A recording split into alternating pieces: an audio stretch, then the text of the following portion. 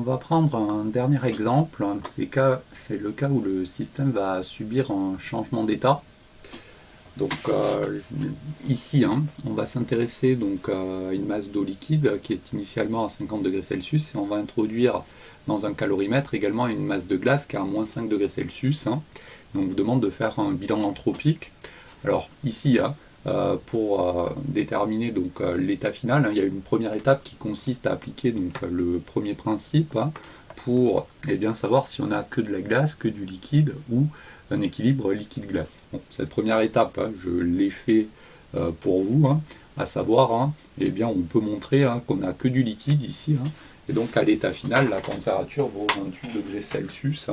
Donc si on veut rajouter cette étape supplémentaire, je vous renvoie au chapitre précédent, puisqu'on avait fait quasiment le même exercice.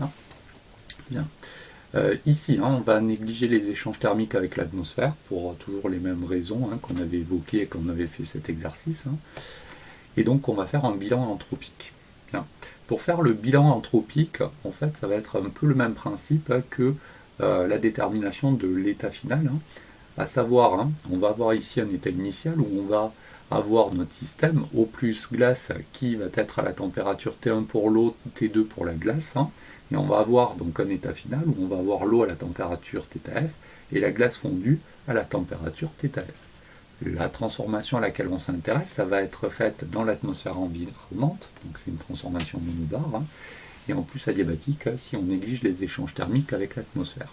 Donc là, on va devoir imaginer un chemin fictif qui va nous permettre de passer de l'état initial à l'état final en évaluant de manière simple en fait les différentes variations d'entropie élémentaire, pas élémentaire, mais les différentes variations d'entropie pour les transformations ici qui vont mener par ce chemin fictif de l'état initial à l'état final, pour ensuite se ramener en gros à une équation inconnue en utilisant le second principe et en exprimant le delta S pour la transformation réelle.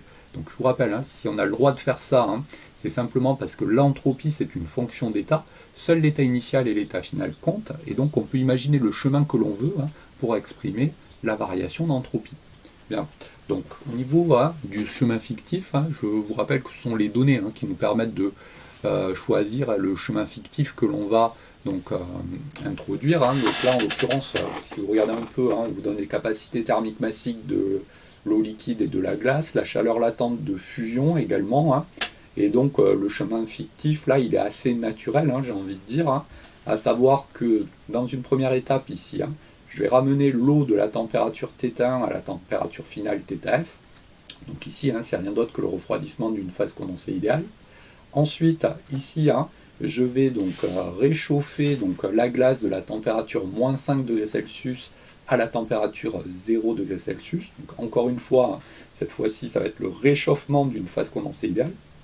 Donc ces termes de variation d'entropie auront à peu près la même structure.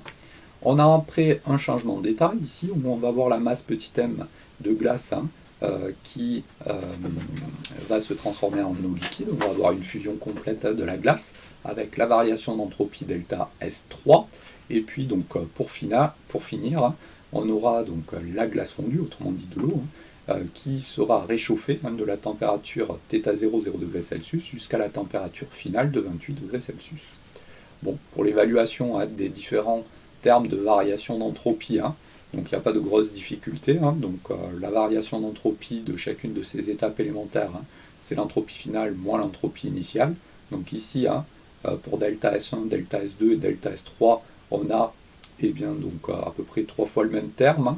Donc c'est les variations d'entropie associées au réchauffement, au refroidissement de phase condensée idéale. Il faut juste faire attention à bien prendre les bonnes valeurs de température d'une part, et puis ensuite les bonnes valeurs de masse et de capacité thermique, puisque si on connaît de la glace ou du liquide, on n'a pas la même valeur pour la capacité thermique.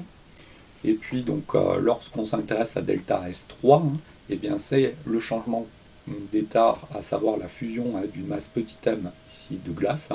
Donc le delta S3 c'est le delta H de fusion sur la température de changement d'état, toujours pareil en Kelvin, attention. Donc on peut aussi avoir accès facilement au delta S. Bien. L'entropie d'échange, elle est nulle, hein, puisqu'on néglige les échanges thermiques avec l'atmosphère. Donc ce terme d'échange, il est égal à 0. Et donc le terme de création hein, s'obtient en appliquant donc, le second principe.